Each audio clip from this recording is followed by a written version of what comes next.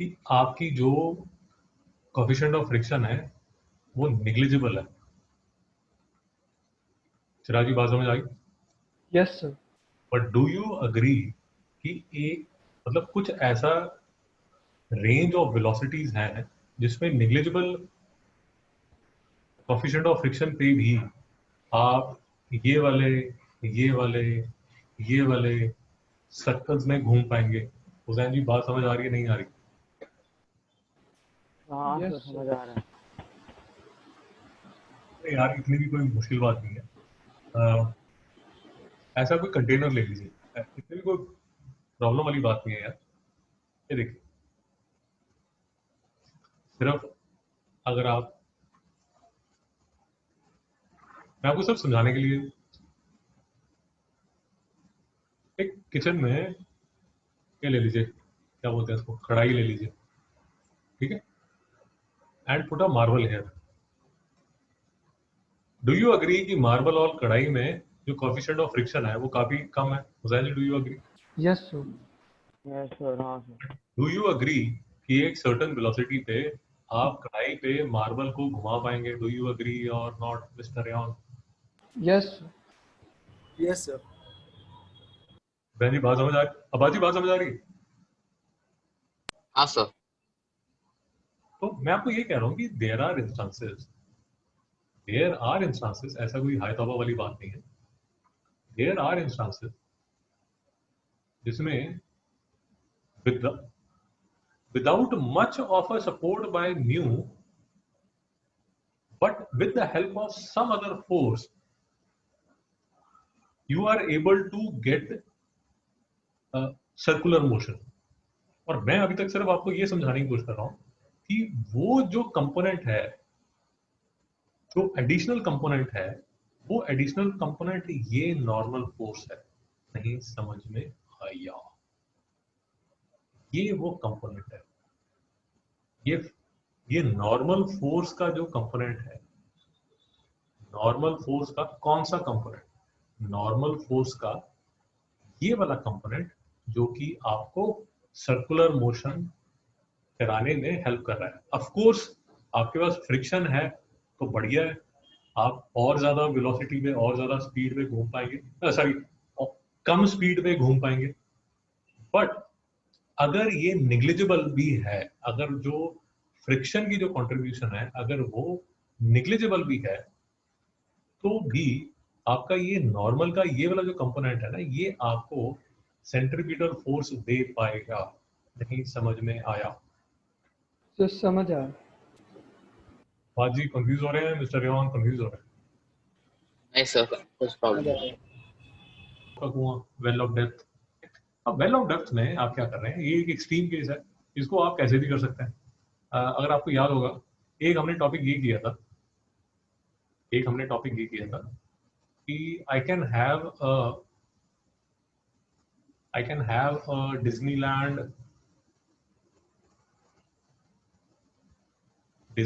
Game, जिसमें जब आप यहाँ खड़े होते हैं तो नीचे प्लेटफॉर्म है, एंड ये जो प्लेटफॉर्म है ये घूमना शुरू हो जाता है, and after some time you will realize कि this platform has move down. ये जो प्लेटफॉर्म है ये नीचे आ गया, और ये घूमता हुआ ड्रम है, ड्रम बोल दीजिए इसको, but you will find that you are struck on this wall without any support. Rayan ji नहीं समझ में आया? समझा sir. Sticking to this wall. अब बाजी समझ आ गया? हाँ सर। ओके, तो इस केस में आप क्या बोल सकते हैं? आदमी को रिप्लेस कर दिया आपने किससे? ये क्या बोलते हो आप इसको? पॉइंट ऑब्जेक्ट mg लग रहा है नीचे। यार बात समझ आ रही है नहीं आ रही? सर बात समझ आ रही है नहीं आ रही? हाँ सर। तो ऊपर क्या लग रहा है? Normal reaction. नॉर्मल। यार बात समझने की कोशिश कीजिए, नॉर्मल लगता कहां पर?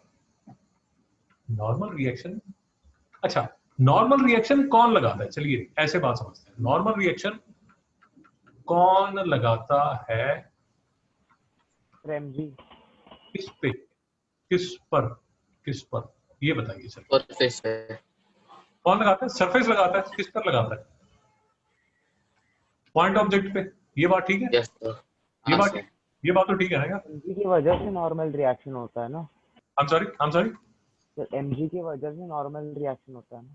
सर, मैं यही समझाने की कोशिश कर रहा हूँ आपको, मैं यही समझाने की कोशिश कर रहा हूँ। ये चीज हमने पहले डिस्कस की भी हुई है। आप अगर सरफेस पे खड़े तो आप सरफेस को प्रेस कर रहे हैं कितनी फोर्स से? mg से। तो सरफेस आपको अपोज कर रही है कितनी फोर्स से? n से। हुसैन जी नहीं समझना। समझा सर। बट अगर आप ऐसे खड़े हैं, आपका mg लग रहा है यहां पर, सरफेस पे आप क्या लगा रहे हैं? नहीं समझ में आ रहा? हाँ सर, समझा समझा। रेवंत जी कंफ्यूजन है नहीं सर, नो कंफ्यूजन। यार? आप mg तो नीचे लगा रहे हैं, बट सरफेस पे जो आप लगा रहे हैं वो तो mg, बेसिकली वो तो आप mg का कंपोनेंट लगा रहे हैं। कौन सा कंपोनेंट लगा रहे हैं? mg cos थीटा लगा रहे हैं, mg cos थीटा लगा रहे हैं, और उस mg cos थीटा को आपकी जो नॉर्मल है वो अपोज करेगी। इसलिए हम ये लिखते हैं n is equal to mg cos theta. Sir नहीं समझ में आ रहा? और समझा सर। इस केस में n लगाते हैं आप mg। सर नहीं समझ में आ रहा? समझा सर। समझ आ रहा है सर। Exactly doubt.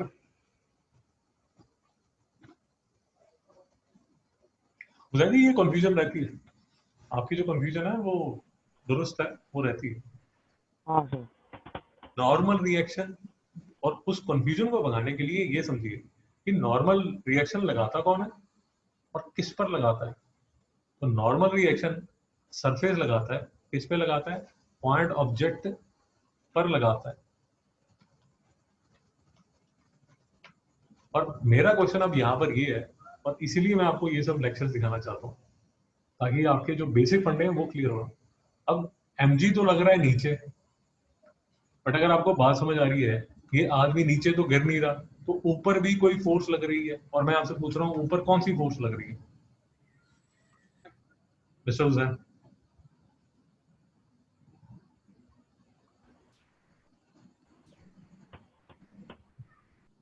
मिस्टर चिराग? चिराग जी नहीं है। मिस्टर रेवान, आप कुछ बोलना सर चाहते नॉर्मल, सर नॉर्मल हैं? दादा फिर से देखो, नॉर्मल लगाता कौन है? Surface MG. इसके नीचे कोई सरफेस है क्या? नहीं। सरफेस तो निकाल दिया आपने, हाँ। तो नॉर्मल तो इसको बचाने वाला नहीं है। कौन बचाएगा इसको?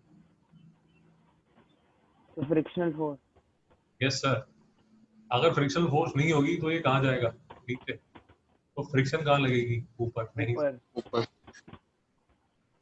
ये जो एफएस है वो इसकी जान बचा रहा है। नहीं समझ में आया? समझा सर। सर नहीं समझ में आया? समझा सर। समझा सर।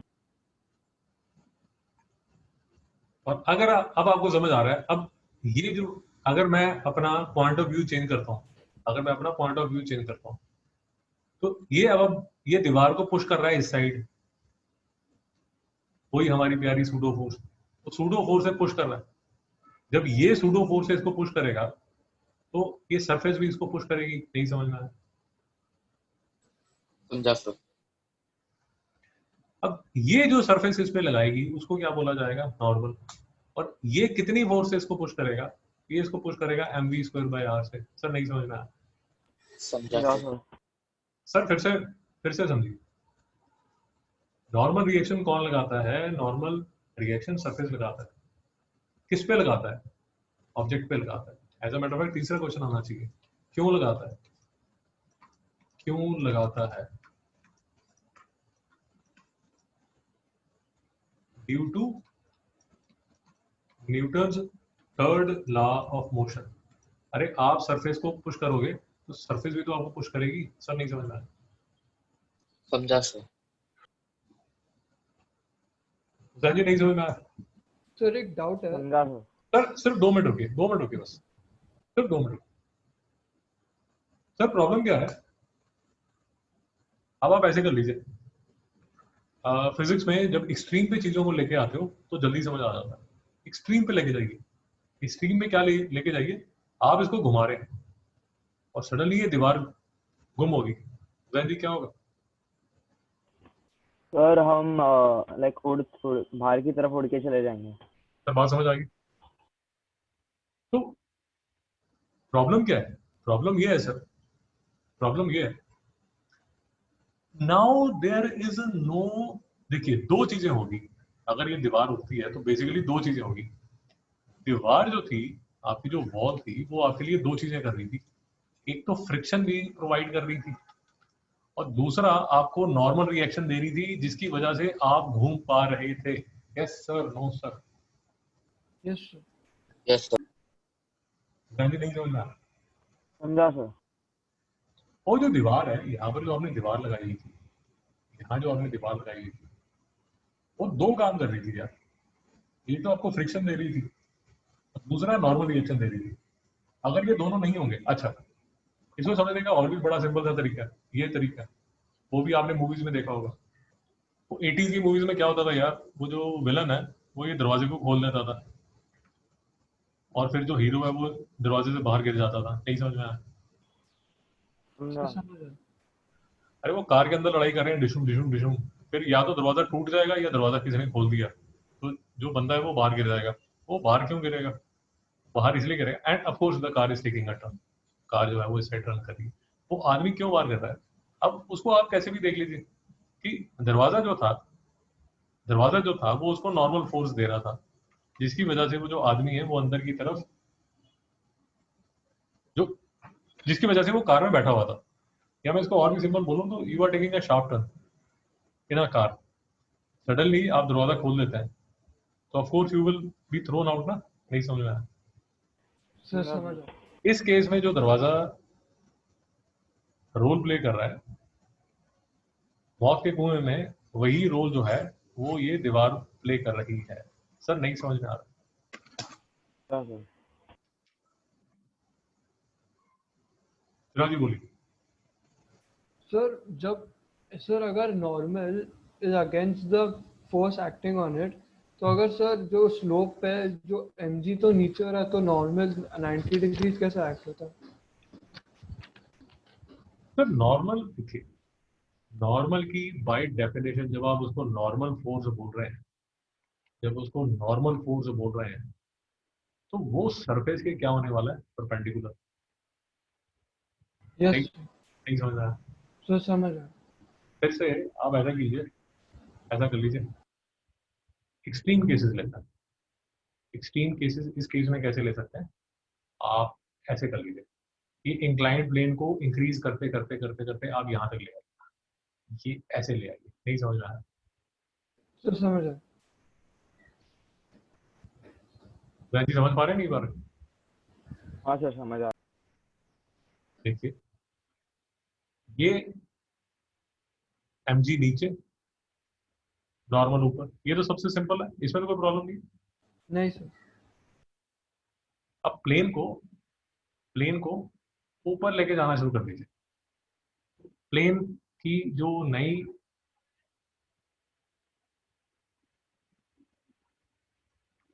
प्लेन की जो नई पोजीशन है वो ये है, जिसमें यार mg तो नीचे लगने वाला है, वो तो towards the centre of the earth लगने वाला है। अब जो नॉर्मल है वो सरफेस के परपेंडिकुलर होगा। क्यों होगा? फिर से वही बात, सरफेस के परपेंडिकुलर क्यों होगा? Due to this simple reason कि क्यों लगता है, नॉर्मल फोर्स लगी क्यों रहा है? वो नॉर्मल फोर्स इसलिए लग रहा है कि आप जब सरफेस को mg से पुश करते हो, तो वो आप पे जो नॉर्मल लगाता है वो लगाता है mg। बट बात समझने की कोशिश कीजिए, इस केस में आप सरफेस को mg से पुश नहीं कर रहे, आप जो सरफेस को पुश कर रहे हो वो एक लोअर अमाउंट से कर रहे हो, और वो जो लोअर अमाउंट है वो क्या है, mg cos थीटा। नहीं समझ में आया? सर समझ आया। अभी भी समझ नहीं आ रहा तो एक्सट्रीम केस ले लीजिए, ये लीजिए। अब आपने सरफेस को ऐसा कर दिया, अब आप यहां पर हो, तो क्या अब आप सरफेस को पुश कर रहे हो? नहीं सर। तो आप पे नॉर्मल लगेगा? हम्म, अरे जब आप पुश ही नहीं नहीं, सर।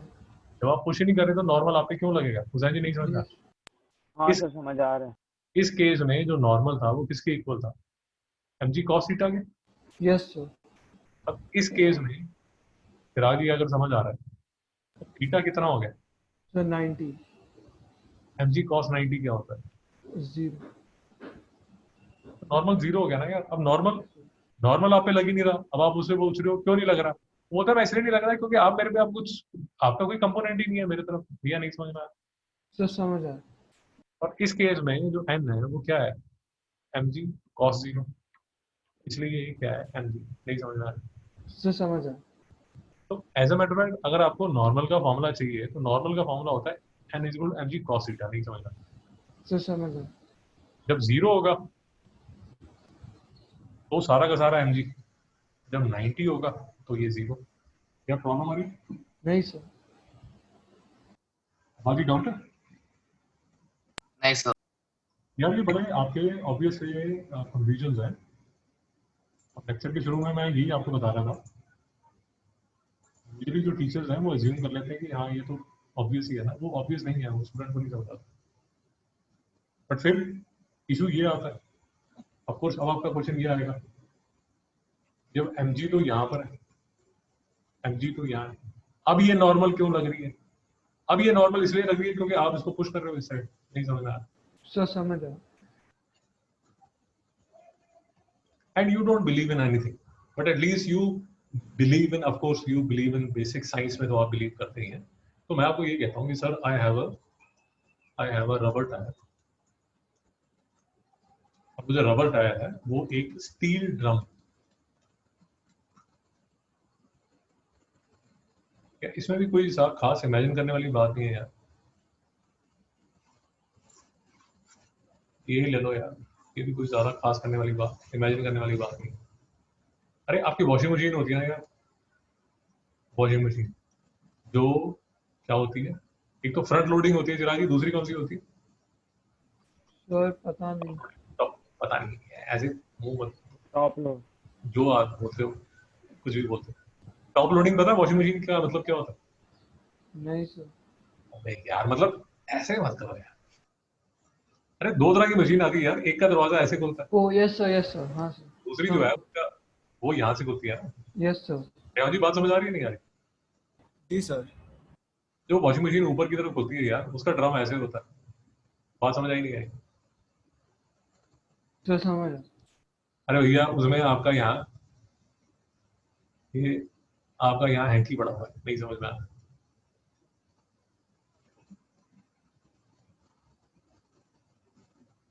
रेवा जी नहीं समझ पा रहे? समझा सर। आप ऊपर से देख रहे हैं, हाँ गोटी होगी, आप ऊपर से देख रहे हैं।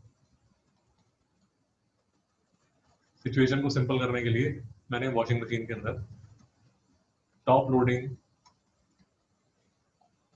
वॉशिंग मशीन के अंदर सिर्फ हैंकी डाला है। अब बात ही समझ पा रहे हैं? हाँ सर। अब जब वो आपकी वॉशिंग मशीन हिल रही है तो ये हैंकी चिपका होगा ना यार। Yes sir. अब अगर आपसे कोई पूछे कि बेटा जरा एनालिसिस करो ये हैंकी कैसे ऐसे चिपका हुआ है, भूत की वजह से चिपका हुआ है, इसकी वजह से चिपका हुआ है, तो कुछ तो फोर्सेस लगाओगे। Yes sir. वेट, वेट नीचे की तरफ आता है ये तो समझ आता है, यस सर। और बेसिक फीलिंग लेवल पे ये भी समझ आता है कि अगर ये ड्रम ना होता तो ये बाहर चले जाता। इसको बैलेंस करने के लिए कुछ तो फोर्स लगाओगे यहाँ पर और यहाँ पर। नहीं समझ में आया? सर समझ आया। तो फोर्स बैलेंस लगाओ। जैन जी समझ आ रहा है या मैं कंफ्यूज कर रहा हूँ ज्यादा? तो समझ आ रहा है। तो द पॉइंट इज आपके जितने भी डाउट्स हैं they are valid, but they can very well be understood at a feeling level also. And a basic thing हर जगह तो बेसिक चीज हम कर रहे हैं यार, वो सिर्फ ये कर रहे हैं, एक दो बेसिक चीजें हम कर रहे हैं। एक तो हम फोर्स बैलेंस कर रहे हैं, वर्टिकल और हॉरिजॉन्टल, उसमें। And second thing that we are doing, हमारे पास एक फ्रिक्शन का फंडामेंटल फॉर्मूला है, स्टैटिक की मैक्सिमम वैल्यू जो है वो न्यू एन के इक्वल होती है। That is what we are trying to do. Third, circular motion की एक वेरी प्राइमरी रिक्वायरमेंट है कि सर आप सर्कुलर मोशन करा लीजिए, कोई प्रॉब्लम नहीं है, बट कहीं से एक फोर्स ले आइए जो आपको अंदर की तरफ पुश करे। सर नहीं समझ में आया? तो समझ आया। Was any doubt? नहीं सर, समझ आ रहा है।